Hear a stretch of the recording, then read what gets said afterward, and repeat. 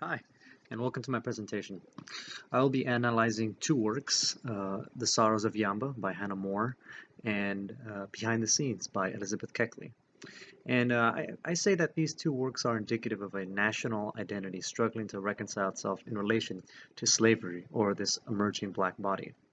I see it as a national project to occupy the slave's mind, and I say project because it is a useful term that really touches upon the political, economic, and scientific agendas that are prominent in the 19th century in relation to this emerging black body. So we have behind the scenes in The Stars of Yamba two texts written by two women that I argue use the black voice to offer an assessment of then contemporary native identity, or excuse me, national identity. And I see this more doing this largely by communicating with a British public at the time not really united by a sense of nationhood or individuality, and situating them with the ideas of Christianity and goodness that they should be in turn using to critique the horrors of slavery. It is an extended look back at their own identities, and while behind the scenes isn't devoted to remonstrating a white body, but to secure the black body firmly within the purview of a puritanical work ethic and capitalistic reward. So how do these respective works offer this assessment? It's useful to analyze the aesthetics of these works and to consider them as mirrors in many ways. The Sorrows of Yamba is a framed narrative. It is a white woman, Hannah More, occupying the voice of a black slave who has been integrated into British culture, certainly Christianity, and that's just the narrative of the poem. The actual, the paratext of it of the poem is, it would have been read aloud. It's the majority of British subjects at the time were not the most literate, and thus this poem would have been read out loud, passed around at social gatherings, in public, church meetings, and it was meant to do that. It was part of the abolitionist movement. It was printed on cheap stock, so it was meant to be spread and read by the widest available body. And Keckley's autobiography works in many of the same ways. It belongs roughly to the slave narrative genre in America, although with some rather apparently problematic differences. It is published after emancipation, after the Civil War, so one questions immediately its efficacy in the abolitionist movement. It wasn't really designed to, the legislation had already passed. Really, what makes it quite unique is the inclusion of the Mary Todd Lincoln letters. As we discussed in class, the shadow of the Lincoln family really dominates this middle of the century, and thus the letters kind of ensure circulation for this book, the gossip, I guess the TMZ value of it. And so really, for Keckley's autobiography, it is naturally situated to an audience, perhaps more than a traditional novel itself. It's meant to be behind the scenes. Um, so I think what's important to bring to mind is that both texts use dialect talk when constructing these black voices. On the right, Keckley emphasizes that this is a real letter from her father, following copy literally. And when we read it, we see that it is rife with errors, demonstrating his possible illiteracy and maybe uneducated background. And Keckley, this is an autobiography that she edited, so she forgoes any editing that would save the family embarrassment or maybe discomfort, just for the benefit of the authenticity of her work. Likewise, Moore goes to great poetic lengths to ensure that which Pormino understood fits her rhyme scheme. She includes massa and whitey man, all you know an infusion and a representation of a black voice that is uneducated and hasn't been integrated completely into British and society.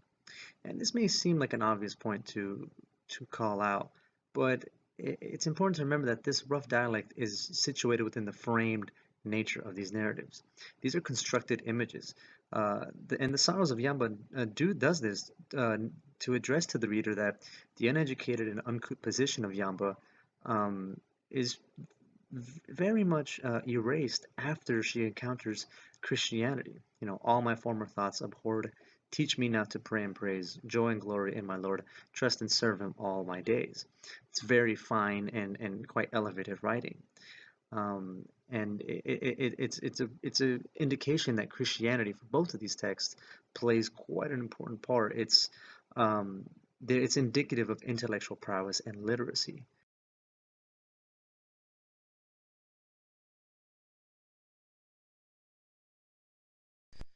And here in these two stand passages, we see that this is quite emphatically being addressed. This Christianity that kind of reconciles the like uneducated, uncouth nature of the black bodies. Tell my darling little Lizzie, he writes, Keckley's father, to be a good girl and learn her book.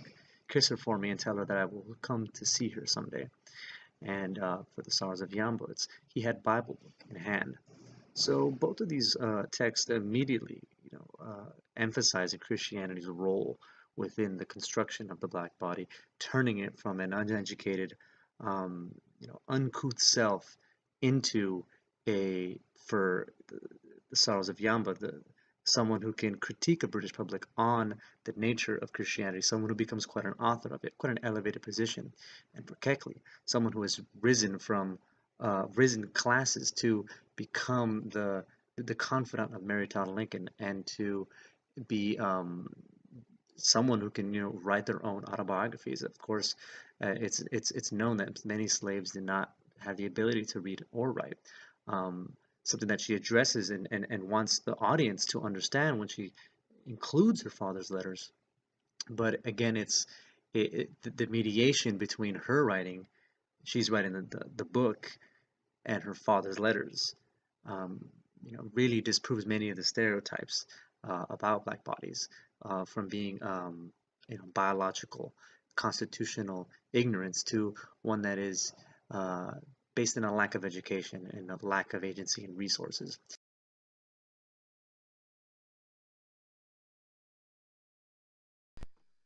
And it's here where I would like to bring up the slave narrative again and how Keckley kind of steps away from the traditional aesthetics of it.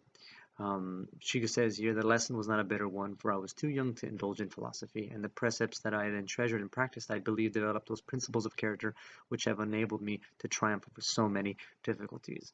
The lesson, of course, here, being implicitly and explicitly to her time as a slave and the institution of slavery.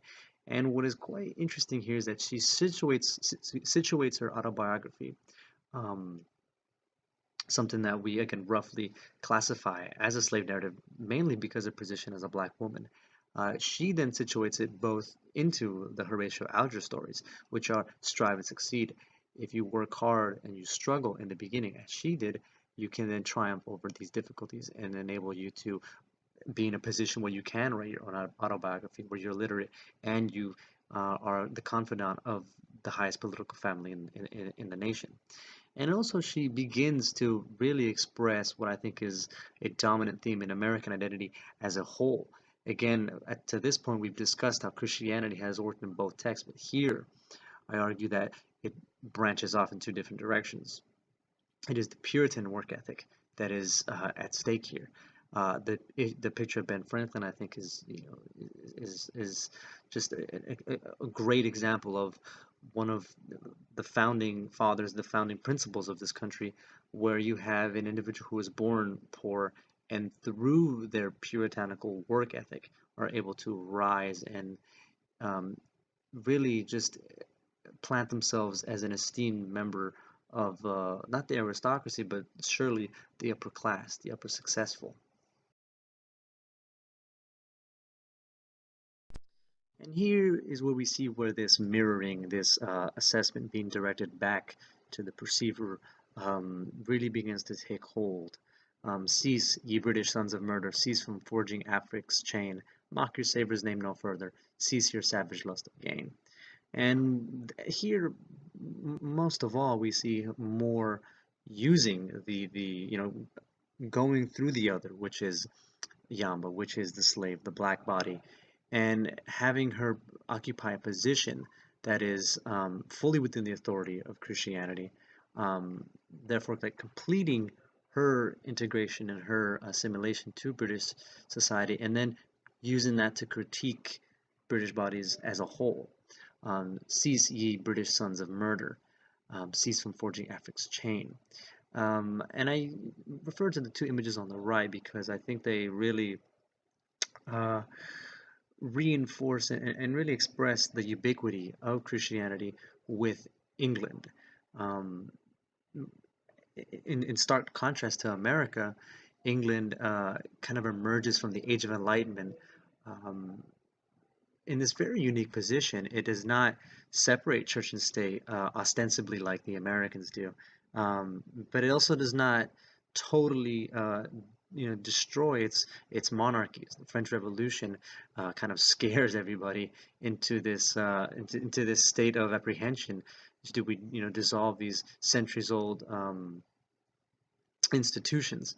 And the bottom right quote I don't I use it not to to bring in Marxist theories about religion, but to just demonstrate really the ubiquity with which Christianity and religion become infused within British imperial practice. And that's really what I argue is going on with Moore's poem. She's situating this poem really as an investigation of British national identity and what is at stake for national identity.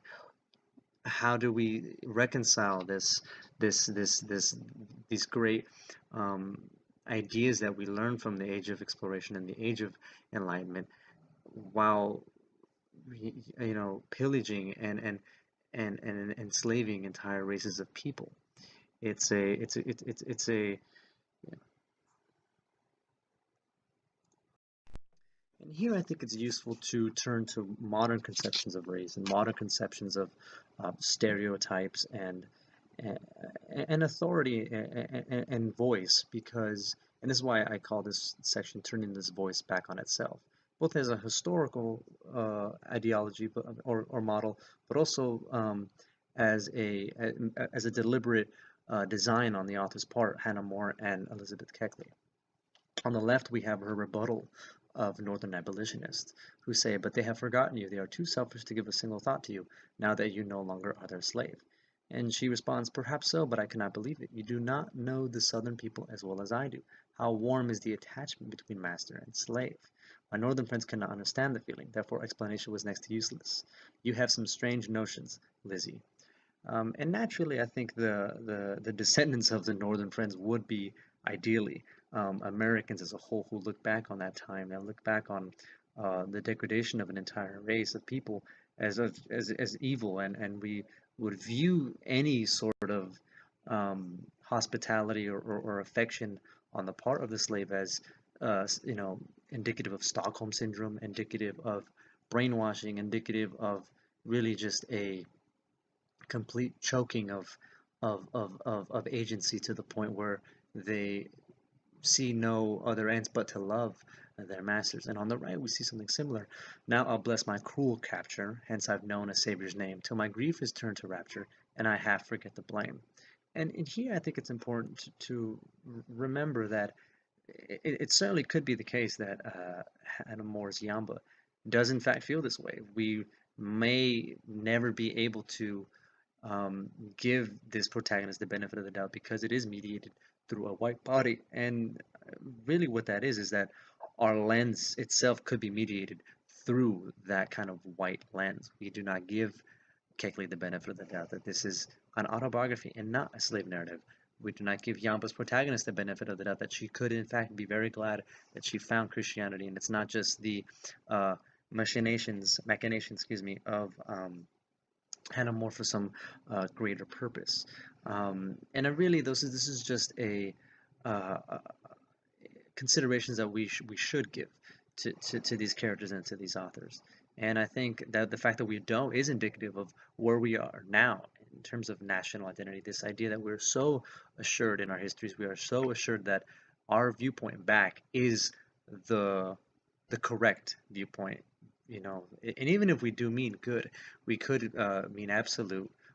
We could be benign, or when we look back and we want to give readers the benefit of the doubt, writers the benefit of the doubt, we may in fact be actually doing something quite negative and reinforcing those stereotypical considerations, reinforcing those those biases. Thanks, guys. That was my presentation. I hope you enjoyed it. These are the works cited and the sources I used for this presentation. If there are any questions, feel free to contact me, and I hope you have a good night.